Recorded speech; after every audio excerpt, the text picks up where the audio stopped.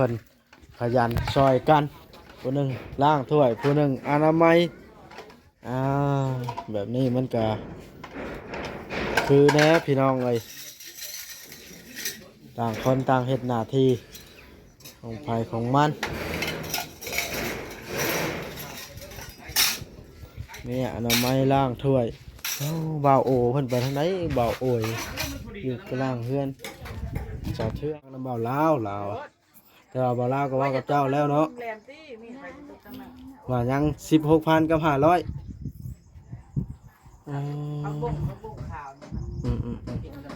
ก็ถือว่ายังบ่หลายอีกนิดนึงเนาะเลิกบ่มาคืนนี่9 โมงพุ่นล่ะ ป๊าดโต เห็นแล้วเลยจ้ะเดี๋ยวกระเทินเลย ว่าสิเช้ากับมันคือจะกลับอีกนะ กระเทินเนาะ เลย เดี๋ยวพักพรมาเลยมืออื่นลุยต่อมือหน้าเนาะข้าวกินน้ำแล้วว่ามันนี่ เจ้ากินนิดเดียว เจ้ากินข้าวเย็นสิเชื่ออย่าลืมกดติดตามเพื่อเป็นกำลังใจให้ผมด้วยนะครับทุกคนขอบคุณมากๆครับเด็กพี่น้องกับตัวเมียเพิ่นขยันซอยกันผู้หนึ่งล้างถ้วยผู้หนึ่งอนามัยแบบนี้มันก็คือแน่พี่น้องเลยต่างคนต่างเฮ็ดหน้าที่ของไผของมันนี่อนามัยล้างถ้วยบ่าวโอเพิ่นไปทางไหนบ่าวโอยอยู่กลางเฮือนเจ้าเทืองเบิ่งเดี๋ยวเบิ่งทางนั้นก่อน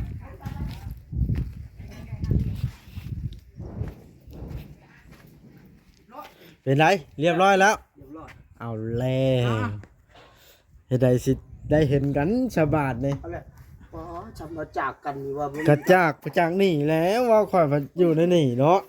แล้วเจ้าบ่มากันนานได้เห็นกันแล้วเนาะสร้างชงโอ้ยเพื่อข่อยสิไปเยี่ยมท่านหมอ ไปดูเนี้ยเลย เซ็นสัญญาเด้อกับหมอ ฮะ เซ็นสัญญาไว้ ท่านหมอได้เซ็นสัญญากับเราเรื่องใดเอาเลยกันรีบเข้ามาแล้วอันนั้นรถบ่เดี๋ยวนี้กรอกน้ำฮอดกันรถบ่ ไปยืนอยู่หั่นก่อน บ่เลย น้ำมันสิไหลไปทางไหน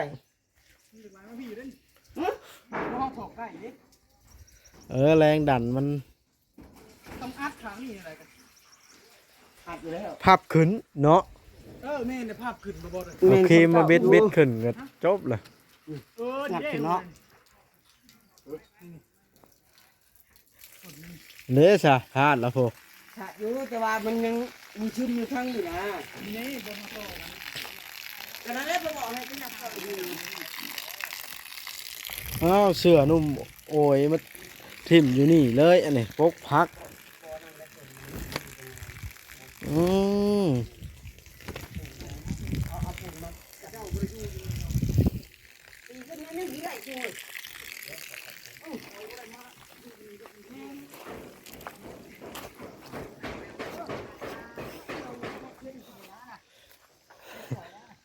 ชาวเทืองได้พักยังเลยเก็บได้ เก็บได้เสื้ออยู่นั่น เราซื้อให้ไอ้โต้ไปต้มแบบบ่ซื้อบ่แรกเลยเรา ว่าโอลีว่าชาวเทือง ว่าลีแล้ว บัดว่าโอลีบ่ให้ว่า ไอ้เรากินกันเอาไปบ่บ่ ว่าหยอกว่าหยอกให้หย มื้อ อ นี้ ก เราเก็บพักมีแต่อุบ แซ่บแห้งนะพักล้นเลยอัน ๆ นั้น ถ้าบ่เฮ็ดบ่ได้เคยกินได้ ทั่ว มักทั่วบ่ บอกคือว่างามก็ดอกเก็บมาได้เสียก็ แต่บ้านอันห่วยบ้านดงทุ่ง หลายบอกคันหลายเก็บมาขายนะไอ้เทืองเลย มันต้องไปแบบว่าเช้าได้เนาะ ไปแต่เช้า เบิ่ง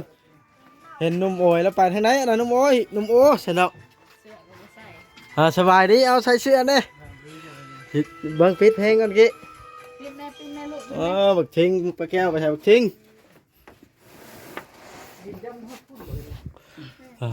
ต่อเป็นอะไรคือว่าทิวตานอนแท้เด้ไปวานนี่วัดมือเนาะเอาหมูใส่ก็ได้ปุ๊กเอานั่นแหละมันฮ้อนคือเห็นข้าวว่านี่ที่ดินที่ดอนเป็นอะไรก็พอเบิ่ละบาทนะ ยัง ยัง16,500ยัง16,000กับ500 บาทอ้าวทิ้งมันเว่าบ่พังพี่น้องเอ้ยดื้อเนาะดื้อบ่ทิ้งนี่ สุด ชุดเลย เพิ่นร้าน เป็นได้ใช่มันนี่คือบ่ได้ไปเก็บหางไม้ไอ้ลาวเพิ่นหยุดบ่ แม่นด้วยเท่าไหร่อยากได้บ่เจ้าอยากได้บ่ โอ้วานนี่เห็นคลิปอยู่ว่าเป็นไดอยู่ว่าเรื่องเงินถามมาเวียงเรามาเราว่าบ่จักนำเบาลาวเราแต่ว่าเบาลาวก็ว่ากับเจ้าแล้วเนาะว่ายัง 16,000 กับ 500ผักบุ้งขาวนี่มัน กินแล้วมัน ก็ถือว่ายังบ่หลายอีกนิดนึงเนาะเลิกบ่มาคืนนี่ แต่ว่า9โมงพุ่นล่ะ ป๊าดเนาะ เห็นแล้วเลยใช่เดี๋ยวกระเทินเลย เออ ว่าสิเช้ากับมันจะกลับอยู่นะ กระเทินเนาะ เลย เอเลยพักผ่อนมาเลยมืออื่นลุยต่อมือหน้าเนาะข้าวกินน้ำแล้วบ่มาเนี่ย เจ้ากินอย่างเดียว เจ้ากินข้าวเย็นสิเชื่อน้องท้องไปสนะเอ้าพักผ่อนสนะไปจะเบิ่งสร้างแค่เราเมื่อยเรามาเด็กคืนนี่ไปเก็บหางไม้ ไทยนา ไถนาเลยไทยแล้วก็ว่าเลยนะ หวานพร้อม แล้วเลย ทั้งแรกทั้งหวาน เด้อกับผู้นะตามกับ เอ ผู้เด้อ เฉพาะแล้วจังเด็กเนาะโอเคสะ ลูกน้องพากันอาบเนาะ บ่อยากได้ยังลายคือเอาลายได้สะ เออหน่อไม้ชื่อเนาะ แนวนี้นะคอยเอาหลาย เอาเลยหยอก กันเอาหน่อยแล้วคนลูกเขาบอกว่าอิ่ม มาพักหามีสีซ้อมมาสู่ลูกสู่เต้ากินเนาะเมื่อกี้อยากเข้ากล้องลูก ไปต้มแล้ว ย่างออก มันสิปิดคอมเมนต์ฮะ ต้มถึงแล้วกำหุ้งทอดไข่เนาะข้าวอ่ะ แจ่วปลาทู บัวดอก อันใด กินครับ ผักได้หะเนาะแจ่วปลาทูกับต้มผักหนาม เลือกแกงแต่น้อมันน้อยๆเด้อ เป็นอะไรไปหามื้อนั้นมาคือว่าเป็นข้าซ้ำเป็นไงกินเบิดละไปหาอีก เอาลาย ลูกเราหลายเนาะ เลือกกับไม่เท่าแก้วมาแล้วก็กินก็ไม่เท่าแก้วเด้อชำลานไม่เท่าแก้วบ่ได้นี่ก็ได้ ให้สาวเทืองแกงเลยเป็นหยังมาเนี่ยเอาเงินให้เราจาก50,000แกงหน่อไม้เรากินเลย โอเป็นหยังเดี๋ยวแกงให้กิน ฮะ เดี๋ยวชี้ให้กินนะ เอาจะแบ่งให้กินพร้อม ยกหน่อไม้กันเราไปหาเขาซื้อหน่อไม้เราละแกงหน่อไม้เรา หามาแกง กินสีมือเราพร้อมเลยเดี๋ยวนี้ แกงซุป ก็ข้างอยู่เลยล่ะเขาไปซื้อน้ำกินกับเบิดเงินคือเก่าซื้อหน่อไม้เรากับเบิดเงินคือเก่า เราบ่มีปัญหาอยู่แล้วถ้าถึง เพราะว่าแกงเที่ยงนี่มันอยากอยู่แล้วได้ไผ่ก็ได้แกงหน่อไม้เนาะ กับผักบุ้งบ่ แม่น มึงโอยพร้อมกิน ตำบังหุ่งพร้อมเอามาแล้วได้วานเลยฮะมานี่ คนน้อยน่ะจักความได้ได้ นั่นแกงหลายเนาะ แกงบ่ลายปานใดได้แกงกินถ้วยนึงสั่งเขาน่ะก็ต้องมึงบ่ มานี่กับบ่จ้อยกับ่ได้มาเนาะ มาจากค บ่ น แพทย์กับบ่ได้มา แม่นเที่ยงบ่เข้ามา ฮะ แม่นเที่ยง ชื่อเลยนะ อีหลีแหละ ย่านเสียเวลาชุมเจ้าแล้วเราว่านี่นะคนจนอึ้งเลยมื้อน่ะ เราบ่อยากให้ทายย้อนแบบนั้นบ่ ย้อนว่าย่านถึงเฮาเสียเวลาเยอะเนาะเอ้ยเนาะ แม่นแหละ บ่แม่นได้ว่าเราบ่อยากให้ทายย้อนเรายิ้มตัวก็ได้ บ่ได้ยินโตได้ เจ้า ย่านเสียเวลาเวลาให้เนาะมันถ่ายไปมันก็ ย่านได้ บ่แน่คันเฮาบ่เข้านี่ ย่านผู้ใด บ่มีผู้เบิ่งเห็นบ่แม่นอย่างอื่นได้ มันเป็นว่าเล่นโตนะขอ เจ้าต้องพยายามแบบว่า เข้ากล้องดูเนาะ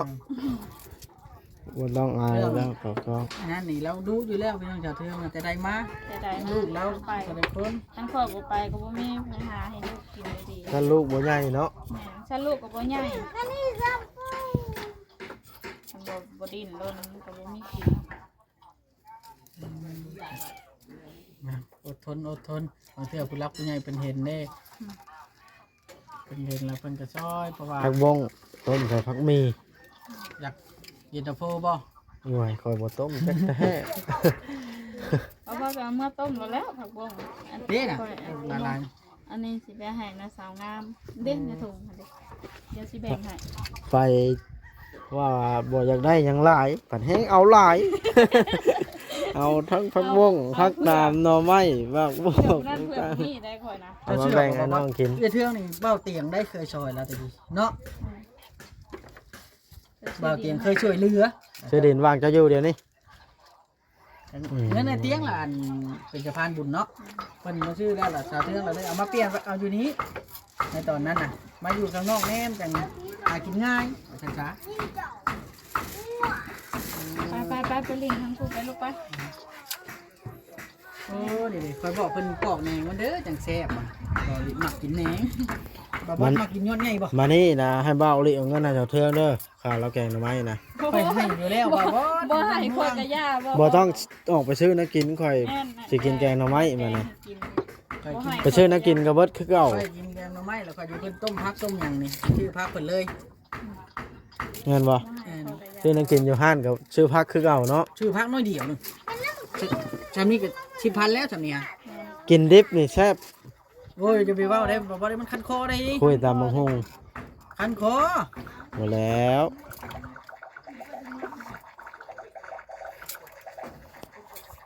คันคอได้กินดิบเนาะเทืองเนาะ ปานใดลูกสิใหญ่ไว้ว่าไปทำงานกรุงเทพเพิ่นกูคนมันจะสำบายเนาะเอ้ยเทือง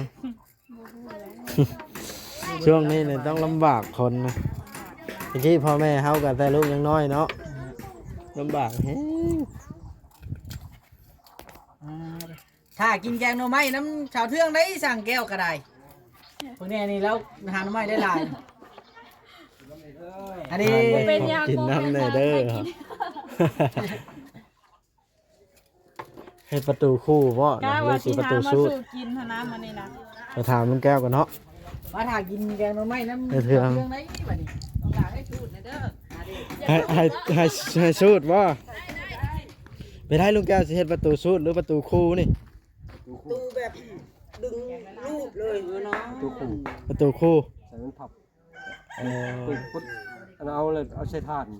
เอาแล้ว ถ่าน ประตูคู่ลักต้องใหญ่แล้วสินะ รักไม่เนาะ ลักเลยบ่ได้ดอกกันประตูคู่ บ่ได้เนาะ บ่ได้บ่ได้ ฮักยังไม่ฮักแน่นอนวะ ฮักอยู่แล้ว100%เนาะน้องไทละ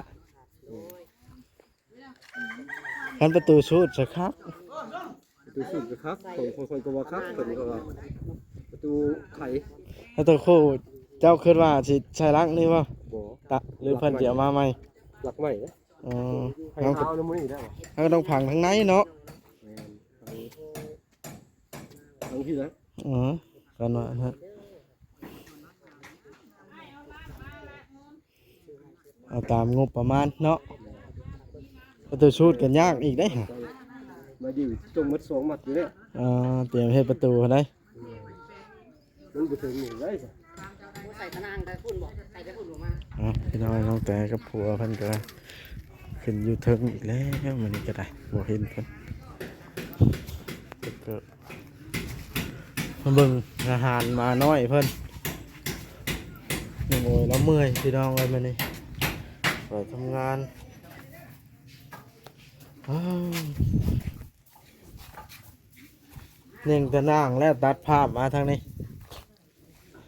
ข่อยย่างความบ่ได้แล้วได้เว้นออกประตูเพิ่นว่าบาดนี่ เอาแล้วมีทางออก เบิ่งชนะข่อยข่อยปุ๊ดข่อยออกก่อนได้นี่ ก่อนก็ได้ ก่อนจะเอาสิตานในไฟซะ กันเจ้าของน้ำลังเคลียร์ขนาดไหน เอาเลย จมคุมน้ำหลังบ่ฮะจมคุมน้ำหลังบ่ เออ ได้แล้วแห้งคักแล้วมันจะถมตะนางพร้อมน้อยหนึงเนาะ แม่น ถมส้นตะนาง อย่างไรเห็น เข้าบ่ว่าดอกบ่เข้าได้รุ่นนี่ลุงเอ้ยเฮือนค่อยใช้เท่าไรปีแล้วดึงกันมามันก็เศร้ามองนี่ซื่อ มันเก่าสิเนาะ มันบ่แม่นเล็กเด้มันจักเป็นหยังนะจักเขาเฮ็ดรุ่นใหม่นี่ถ้าอยู่เฮือนค่อยบ่ได้เข้าได้หลายปีแล้ว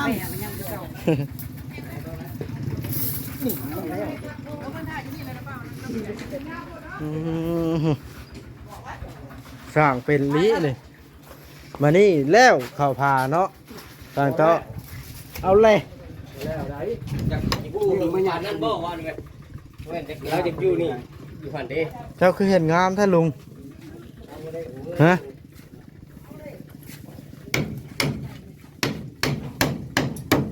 หึ ทีละแนง เรื่องเห็นงามบ่เออแสดงว่าเราเรื่องเห็นงามบ่ได้เฮ็ดว่ามีโครงการแนวนั้นแนวนี้เนาะเออฮะลุงเราให้เรื่องเห็นงามซื้อเราบ่ได้มีโครงการเฮ็ดนั้นเฮ็ดนี้ได้ เก็บไว้นี่หรอยังกระถิ่นไฟนี่ แล้วบาทนี่สิไปเฮือน้องแต่ค่าหัวบาทนะค่าหัว แล้วยังไงได้ยังเราได้รับงัวหรือเปล่าสรุปงานมานี่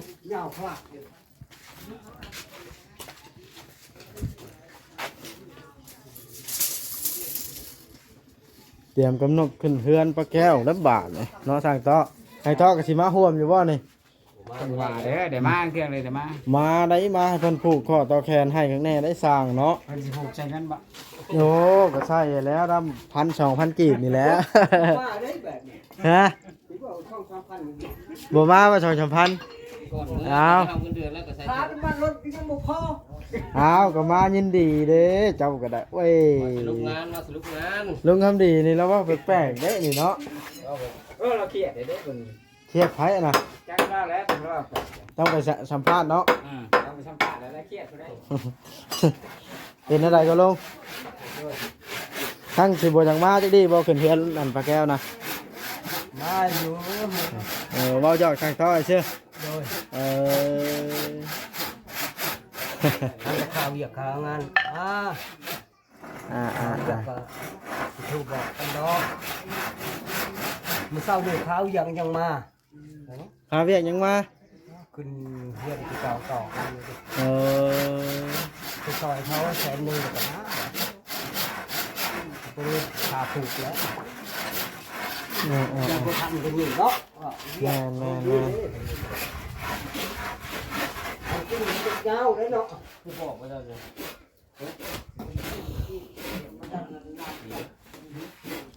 แล้วบาทในความไปพ่นยากแล้วบาทนะ กันกันแล้วเพราะว่านี่ ให้ได้ยิน สิได้เอิ้นใส่แต่กันเท่านั้นนะบาดนี่ ให้ความแต่เสียง ขอกินน้ำเย็นก็เขาบ่ได้บาดนี่แล้วเขาบ่ยื่นความพัวให้กันนะ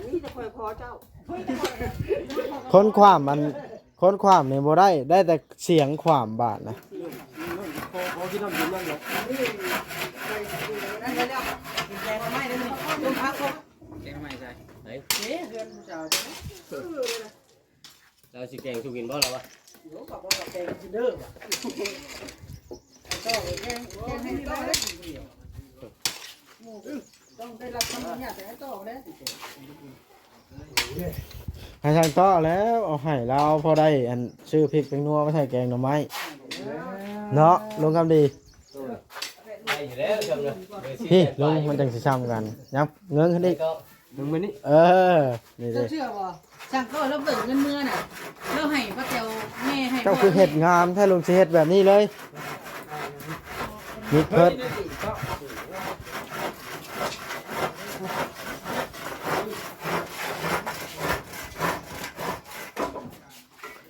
โอ้ยคอยดึงนะได้สร้างแพ้นะเห็นว่าแห้งกันไรลักหัวหักได้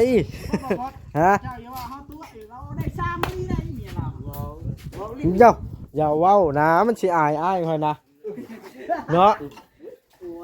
เกี่ยวไปว่านั่นอีก มันอายอ้ายคอยได้คันเว่าพื้นเป็นแบบนั้นมานะเอ้าเมียแต่งชื่อๆนะ 5 หก ปอ อลีได้บ่ได้เว้าลิ้นได้ เป็นน้องอยู่ดิเนาะ เป็นร้องแต่ว่าเกิดนะสิเป็นอ้ายอยู่ เดี๋ยวคนลุกดูกันนะเนาะ เอ้า ไปโหดมันยังโหดช่างบ่ บ่อย่ามาใกล้ซ้ำสามนะ มาเข่งต่อตัวนี้ ผูกยังก่อน เอ้าเป็นอะไรน้องแต่ชมหัวคักบ่ หน้าบูดได้มัน เรา จังเพียงเราหยอกยังบ่หยอกจังเรียน แม่นบ่ ดังเสียดังดัง ละเมื่อยคนท้องคนไส้มันก็แบบนี้นะแต่ป่วนเนาะน้องแต่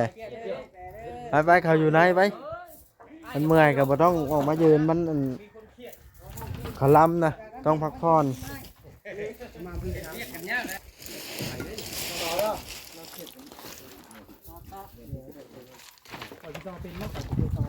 แต่ว่าแล้วตัวเล็กนี่คัดเป็นตามร่องมันนั่นพอเห็นไปพ่อได้ต่อ ยูใช่สิซื้อมันก็ไหลหลุดลงละป้าสิซื้อนะคอย มาลองดู ให้คอยเฮ็ดบ่ ก็จะจับป้องไง เท่าไหร ฮะ เท่าไหร บัตรหนึง บาทเดียว บัตรเดียว บาทเดียวฮะบ่ออกแล้วได้เอิ้นใช่เจ้าเลยเอาน้ำมาให้กินกันแล้ววันนี้ยื่นกันเลย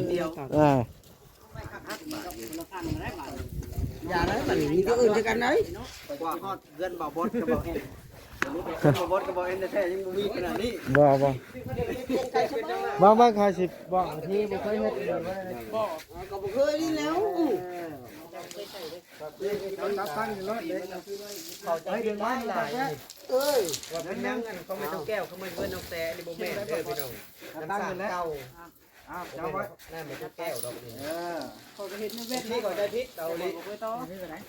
ก่อนน้าไม่ต้องแก้วคือมาอยู่พี่อันนี้มันเป็นน้ำเก่าของน้องแต่แต่ก่อนบาลีทางเด้อโบแม่เขาไม่ต้องแก้วเขาไม่ต้องแก้วอยู่ด้านหน้าพุ่น น้ำกันแล้วตะกี้น่ะ แต่ก่อนมันตู้บริษัทขึ้น จัดกันแล้วจะถูกไว้เนาะแต่ก่อน แม่บอกน้ำไป น้ำลมเนาะ เพราะว่า เอ๊ะเจ้าเสียคู่ละบาทค่อยสิทอด ขอต้องลึกว่าเขาว่า ค่อยสิทอดนั่นด้วยทอดค่อยเสียทอดเลย ไม่มันบ่ได้บ่ ได้บ่ได้ทอด ขอโทษให้ก็ได้เด้นี่ เปิดว่าเด้โอ้ คุณน่ะไปเบิ่งน้องบอยชอนแล้วเฮ็ดได้บ่เจ้าน่ะ มันเป็นอยู่ แล้วน้องบ่เป็นที่ไหนมันสิ ขัดนี่คนละนี่ก็ได้ ง่ายดีมันเข้ากันอ่านดี เก่งเพลงแบบว่าต่อกับ เก่งแม่บ่บ่จันเราก็บ่ได้มีซ่าแล้วกัน เด้แม่นบ่บ่บอสทางไปว่าเจ้าได้มี3คนบ่เลย เรากินเราอ้ายเราบ่ ทางเวียงเอ้าอันนี้ เว้นมาตะเกียว่ามีน่ะ ว้าวแต่เรื่องวันนี้แล้วเมียขอจะมาแต่งเข้าให้กินเจ้าบ่ได้นะเมียไปริมรถทำอยู่เด้อ ว่าเขา คือน่ะบ่มีกับเว้าได้มีเมียแท้จริงทำเว้ยเมียที่แท้จริงนะฮะเมียเก็บมาเจ็ดเอาเลยกับเมียแต่คนเดียวบ่ พื้นที่เนาะเฮายังเนาะอยู่ฮุบได้แล้วบ่ แล้วได้ฮุบ เมียแตก เจ้า เมียแตกฮุบ เจ้าฮะ รวมทั้งลูกบ่ประกันว่าดินลายบ่แล้วมามื้อนั้นก็บ่แม่นนี่ มาจับได้บ่แม่นสิจับดึงนี่ เพิ่นย่านเสียคู่ได้นี่เพิ่นบอกข่อยบ่ได้เปิดเลยนะบ่ อยากกำลังการ กี่โมงนี่จับตัวได้เนาะมูลนี่แหละ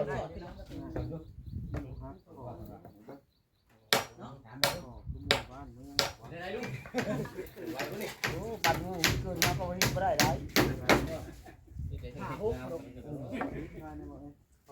ค่าจับครับเส้นนึงบ่ได้ดิ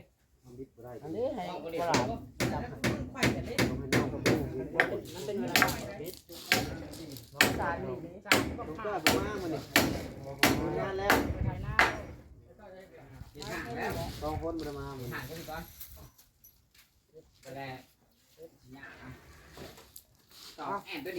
ตามไปคอยรถทับสิแตกแล้วเลยมันได้แล้ว แม่ค่อยก็ บิดลงไปเรื่อยๆบิดตามข้อเพราะฉะนั้นถ้าเจ้าเฮ็ดอันนี้อย่าเฮ็ดมันซื่อได้บาทนี่ ข่อยบ่ได้เฮ็ดซ้ำ มันซื่อ ข่อยเห็นแล้วข่อยเก็บเอาจักไม่รู้นี่ อันนี้ได้มันต้องดึงเอาออกตัวนึงเนาะน้องไทละ อยู่แล้วนะสำหรับนึงก็ได้ เนี่ยอีลงทำใดทำหนึ่งก็ได้ละเนี่ยมันเรียบร้อยละมันคลอดลงไปละไปบอกอีกทีเพิ่นพี่น้องเพราะว่าเขาเคยเฮ็ดเด้ตอกเพื่อเฮ็ดห่างบ่เฮ็ดแน่นสร้างตอกกับสร้างทำดีนี่ลุงทำดีจักเราเฮ็ดเฮือนไผ่ถามแล้วอีกกัน กะทะเลเพื่อน จะบ่ดีเลยนะ น้องคำดีเป็นเพื่อนไผนี่ โอ้ยแก้ว เอาเฮ็ดแบบนี้ไปเรื่อยๆบ่เฮ็ดแบบนี้ไปเรื่อยๆ